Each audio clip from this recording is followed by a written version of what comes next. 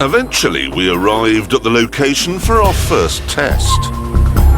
It's one of 78 centres around Chongqing where teenagers can learn to drive away from the traffic. To us, however, it looked like a racetrack, which made it perfect for an ingenious handling test that I just thought of. Now, to do this, we're going to use drones like this one, which have been fitted with flamethrowers. They actually use these in China for clearing litter that's got stuck on overhead power cables.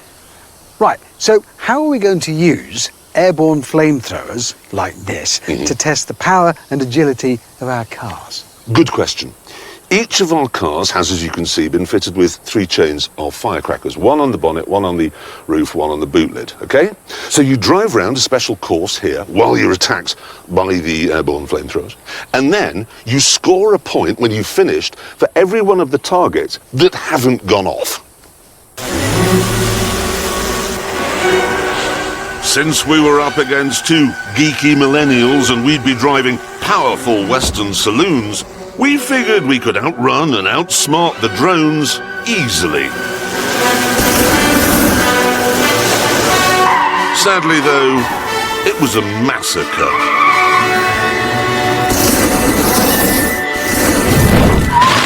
Fire from the sky!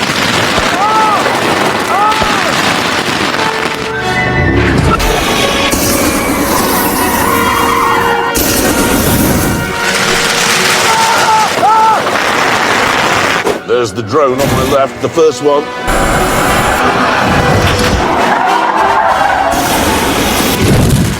Oh, God!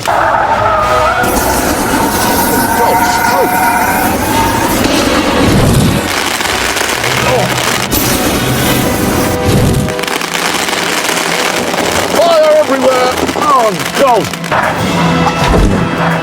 Bandit at 10 o'clock.